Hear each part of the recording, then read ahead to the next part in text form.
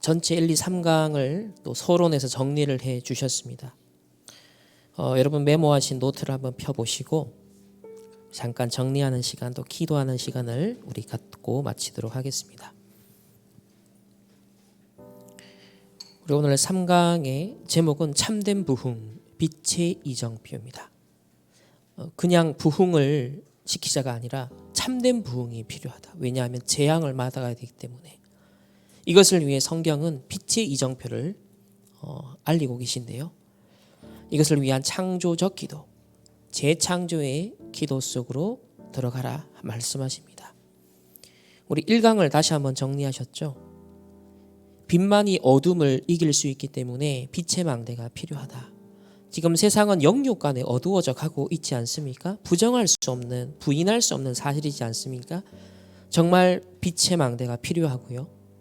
그래서 성경은 처음부터 하나님이 창조의 빛으로 역사하셨고, 그리고 일어나 빛을 발하라. 그리고 그 빛이 이 땅 가운데 임하셨습니다. 그리고 이 빛을 전달하기 위하여 우리를 부르셨다 하셨고요.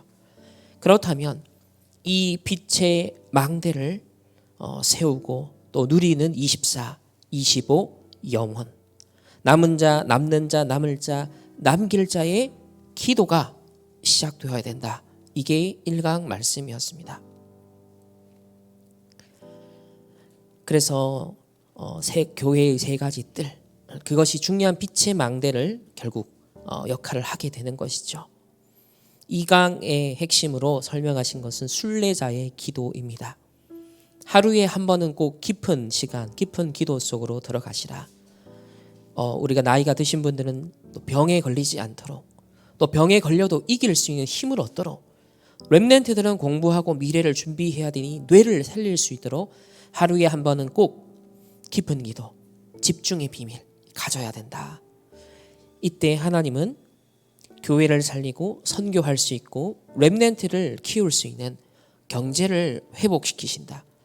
이거는 사실 당연한 것이고 하나님이 우리에게 평생을 두고 주길 원하시는 부분이기 때문에 이 빛의 경제 회복할 수 있는 순례자의 깊은 기도, 집중의 비밀 꼭 회복해야 된다. 2강에서 말씀 주셨습니다. 자, 오늘 마지막 3강은 참된 부흥, 빛의 이정표를 따라가라. 창조적 기도, 재창조의 기도 속으로 이것이 신분과 권세 누리는 기도다. 그렇게 말씀하셨습니다. 이것을 누릴 때 질문과 시험과 이런 것들을 넘어서 또 진짜 응답이 뭐냐라고 했을 때도 하나님이 사실 오늘 이 자리에 우리를 부르시고 앉아서 이 말씀을 받고 있는 이 시간 자체가, 이 장소 자체가, 그러한 내가 여기 있다는 것 자체가 사실 응답이잖아요. 그러니까 참된 응답을 매일 매순간 하나님은 주고 계신데 우리는 응답을 자꾸 세상적, 육신적 기준으로 생각을 하는데 그게 아니라는 거예요. 하나님은 지금도 24 응답하고 계신데 그 응답을 보는 눈이 달라진다는 것입니다. 오늘 서론에서 모든 사람, 일, 상황 혼란스럽다. 그렇기 때문에 일단 수용하라 그랬습니다. 그리고 초월해야 된다. 예수님께서도 제자와 무리를 잘 구별하셨습니다. 우리가 기준으로 삼아야 될 최고의 모델은 바울의 고백인데요. 바울은 감옥에 있으면서 오히려 많은 사람들은 시험에 들 때 하나님의 가장 큰 계획이 이루어지고 있음을 보고 고백하였습니다. 복음의 진보가 이루어지고 있음을 고백하였습니다. 세상 사람들은 로마 시민권이 답이라고 생각할 때 천국 시민권, 보좌의 배경을 얘기했습니다. 난 이룬 것도 없다. 그리스도께 잡힌 바 된 것을 향해 간다 라고 했습니다. 그리고 아무것도 염려하지 말고 기뻐하라. 감사함으로 하나님께 기도하라. 문제가 왔는데 모든 지각에 뛰어나 하나님의 평강이 너희 생각 마음을 지키시리라. 내게 능력 주시는 자 안에서 내가 모든 것을 할 수 있느니라.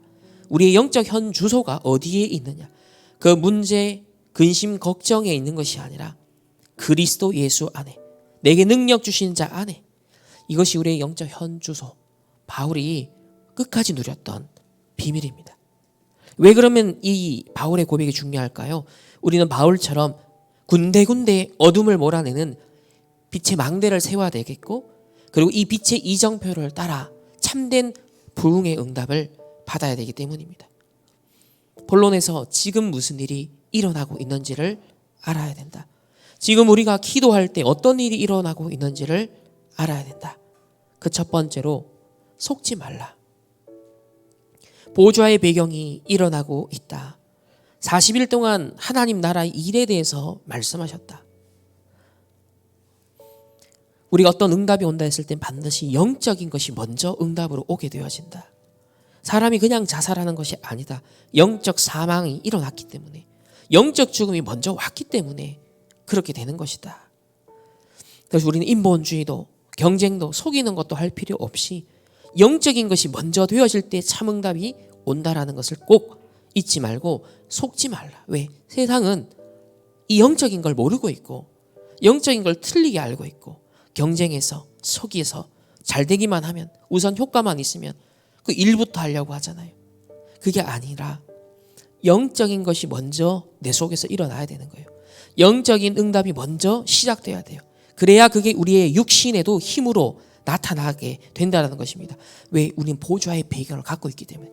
항상 여러분의 산업, 학업, 일, 모든 것 속이 일거수일투족이 보좌의 배경, 누림 속에서, 의식하는 것 속에서 나와줘야 된다. 그 얘기죠. 이걸 놓쳐버리면 자꾸 속는다는 거예요. 현실에 속고 급한 거에 속고. 그래서 영적인 것이 항상 먼저 되면서 일이 진행되는 것. 보좌의 배경을 누려라. 그리고 영적인 것이 이루어졌기 때문에 하나님의 계획이 이루어진다. 그것이 당연, 필연, 절대. 누가 시기할 것도 없다. 경쟁할 것도 없다. 당연한 것, 필요한 것, 절대적인 하나님의 계획이 이루어지기 때문이다. 그래서 nobody, nothing에서 왜 그래야 되느냐? 보좌의 배경으로 되어져야 되니까. 그래서 우리가 기도할 때 이 보좌의 배경, 이 보좌의 역사가 움직이고 일어난다라는 것을 누려야 된다. 그러니까 이거 놓치는 것이 우리에게 있어서는 속는 것이라는 것이죠. 보좌의 배경을 의식하지 못하고 살아가고 그 영적인 것을 먼저 내가 의식하고 누리는, 그걸 놓쳐버리는 것 자체가 우리의 인생이 속는 인생이라는 거예요. 그래서 꼭 속지 말고 보좌의 배경이 내게 임해 있으니 그 영적인 것부터 누릴 때 하나님의 계획이 이루어지고 우리는 nobody nothing에서조차도 이 보좌의 배경 가지고 everything everybody로 응답받을 수 있음을 기억하며 속지 말 것을 당부하셨습니다. 두 번째, 먼저 가질 것, 하나님의 나라. 이때부터 오는 응답이 하나님 나라다.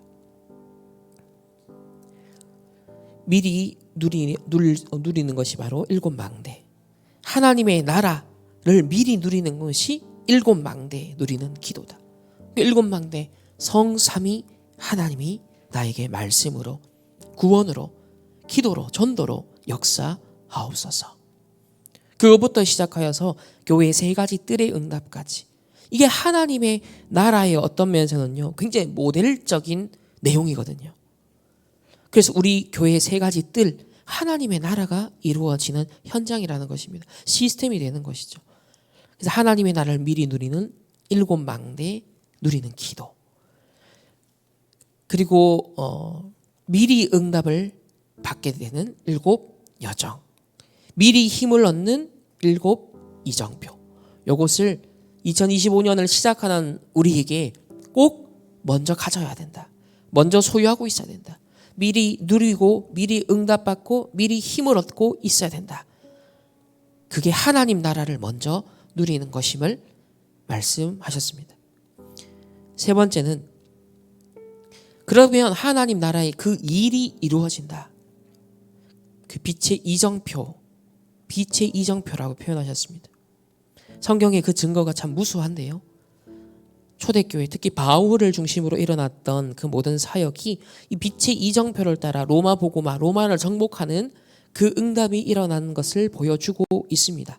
바울이 그리스도를 만나 다 끝났다라는 인생 해답 얻고 왕들 앞에 너를 세웠다라는, 내가 무엇을 위해 살아야 되는지 미션이 분명해졌습니다. 그러니까 그리스도로 다 끝났죠. 미션이 확실해졌죠. 벌써 갈보리산, 감람산 응답 다 누리고 있는 거예요. 그러면서 안디옥 교회로 초청을 받아 바나바와 함께 동력하여서 이 안디옥 교회가 확 일어나 버려요. 그리고 이 안디옥 교회가 이제 선교팀을 파송하고 또 본토에 있는 예루살렘 교회를 지원할 만큼 성장하게 되어집니다. 빛의 경제 응답을 받게 되어져요. 그러면서 이걸 발판 삼아서 선교 여정을 떠나는데 브리스길라 아굴라 같은 부부 만나게 되죠. 가는 곳곳마다 주옥과 같은 제자들을 만나게 되어집니다. 그래서 성령인도 받아서 사람과 장소, 일을 하게 되었고 또 복음 전하다가 죽음을 거의 경험할 정도가 되었습니다. 이튿날 다시 들어갔다. 왜? 그곳에 디모데 같은 시대적 이정표 디모데가 있기 때문에 루스드라로 다시 갑니다. 그래서 2차 선교 여정을 갈 때 이 루스드라 출신의 디모데가 바울팀에 합류하여 바울이 감옥의 마지막에 순교하기까지 끝까지 가는 제자 디모데가 이때 나오게 되었어요. 그리고 바나바와 바울이 다투었을 때 이건 거룩한 다툼이었어요. 다른 다툼이 아니라 마가를 데리고 가냐 마냐. 근데 바울은 빛의 이정표, 절대 이정표를 세워야 되기 때문에 절대 망대를 세워야 되기 때문에 아직 그 시간표가 안 된 마가를 데려갈 수 없다라는 입장이었고 바나바는 자기 조카니까 그래도 잘 챙겨서 데려가자. 좀 약간 인간적인 이제 동기가 들어간 거예요. 근데 바울은 이제 그걸 반대한 겁니다. 다퉈서 갈라섰죠. 근데 하나님은 바울 편을 드셨습니다. 그리고 나중에 바울 제자들에게 말해요. 마가를 데려와라. 이제 마가를 통해 시킬 중요한 미션이 있기 때문에 마가를 시간표가 되었을 때 데려오라고 명합니다. 로마서 16장에 문이 또 막혔을 때 우리가 또 다른 행동을 하는, 다른 걸 붙잡고 포기하고 이거 아니에요. 기도 속에 마게도냐로 하나님의 또 다른 인도로 그래서 루디아를 만나고 귀신 들린 자를 치유하고 감옥소에 하나님의 역사가 일어나서 이 지역을 살리는 하나님의 절대 망대들이 이정표가 이루어집니다. 빛의 이정표가 세워집니다. 사도행전 17장에도 회당으로 18장, 19장 전부 다 회당으로 들어갑니다. 그때 브리스길라 아굴라 부부도 만났고 마가다락방에 일어난 하나님의 역사를 계속 지속적으로 누리면서 마지막은 로마도 보아야 하리라. 로마에서도 증거해야 하리라. 가이사 앞에 서야 하리라. 이런 빛의 이정표까지 갈보리산부터 로마까지 이 빛의 이정표가 바울의 인생 발자취 속에도 쫙 선명하게 드러나는 것을 볼 수 있습니다. 그래서 결론에서 하나님이 응답하시는 곳이 어디겠냐? 신명기 6장 4절 9절에 이제 가나안 정복 본격적으로 시작하기에 앞서서 지난 40여 년 동안 광야 여정 속에 있었던 출애굽했었던 그 모든 하나님의 역사와 응답과 언약을 정리해서 후대들에게 각인시켜라. 신명기 6장 4절에서 9절. 그래서 렘넌트들이 과거에 있었던 지금까지 있었던 그 언약을 각인시켜라. 그리고 모든 백성이 오직이 되게 하는 우상을 버리고 오직이 되게 했던 그 현장이 미스바 현장입니다. 다른 핑계 대지 말고 오직 여호와께로 돌아와라. 그곳에 하나님이 응답하신다.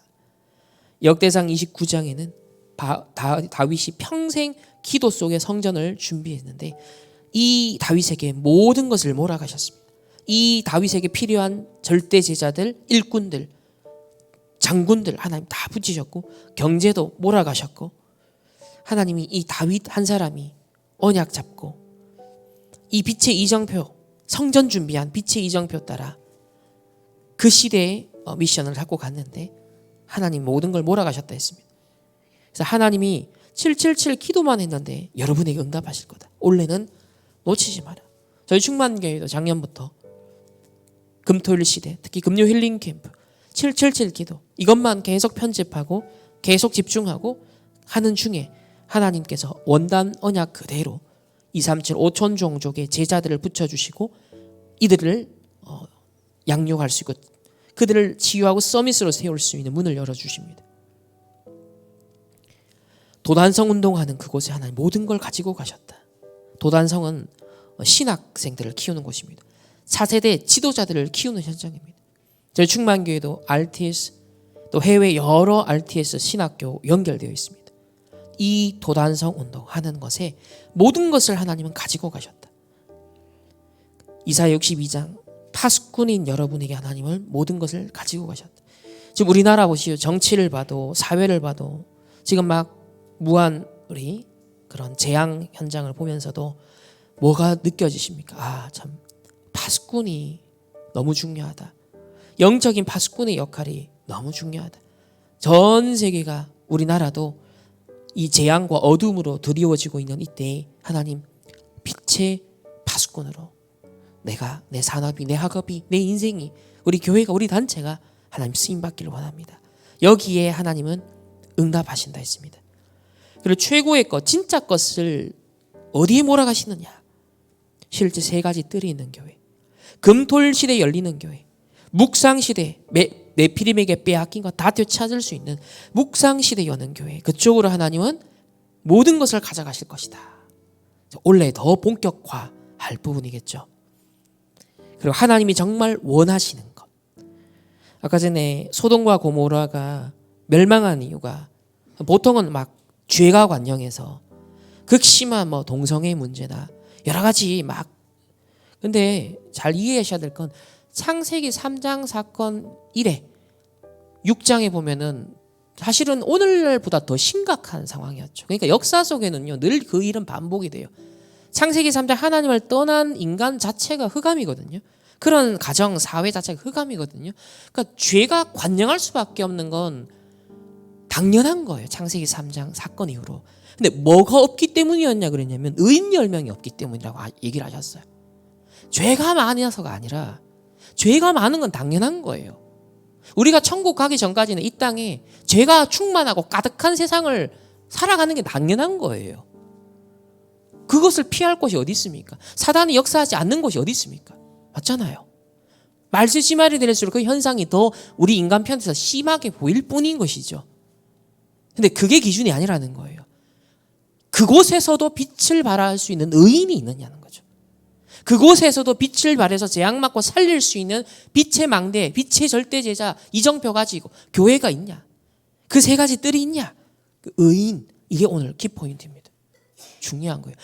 빛의 이정표, 그 의인, 그 절대제자, 그 절대망대, 요거 세우던 게 바울의 기준이었던 것처럼 아 맞다. 이 빛의 이정표 갖고 빛의 망대 세우고 아 진짜 이 언약 잡고 하나님 원하는 것, 하나님이 가장 원하시는 것 이거 할 수 있는 언약 잡은 의인 그 제자가 있다면 되는 것입니다. 그래서 우리 충만교회 모든 성도님들 원래 1, 2, 3강 주신 이 언약 굳게 붙잡고 특히 1월 한 달은 계속 반복적으로 말씀을 들으시고 정리하시고 묵상하세요. 왜? 볼 때마다 들을 때마다 내가 놓쳤던 게 발견되거든요. 더 깊은 하나님의 전도자의 의도가 캐치가 되거든요. 이 메시지가 한번 듣는다고 해서 우리 100% 이해 절대 못합니다. 엄청난 기도 속에 이 메시지가 전달되는데 이 영적인 것은 영으로 알아들을 수 있거든요. 그럼 내 영이 하나님과 통하고 전도자의 기도와 통할 만큼 내 영적 상태가 회복이 되고 끌어와야 돼요. 그러려면 한 달은 적어도 이런 집중하면서 저희 2024년 한 해 원단 1년 지나고 나서 다시 보면 야 그때 그 말씀이 이 의도였구나 라는 게 새삼 깨달아지고 새삼 보여지는 게 있어요. 그것처럼 오늘 이거는요 2025년을 꽉 채울 하나님의 말씀인데 피가 되고 살이 되고 우리 근육이 될 우리 인생 스토리가 될 말씀이거든요. 계속 듣고 정리하고 묵상하고 기도하시고 이게 앞으로 우리 충만교회를 통해서 계속 실현되어 갈 언약으로 주셨습니다. 오늘 받은 말씀 다시 한번 우리 딱 1분만 묵상 기도 이 시간에 우리 하시도록 하겠습니다.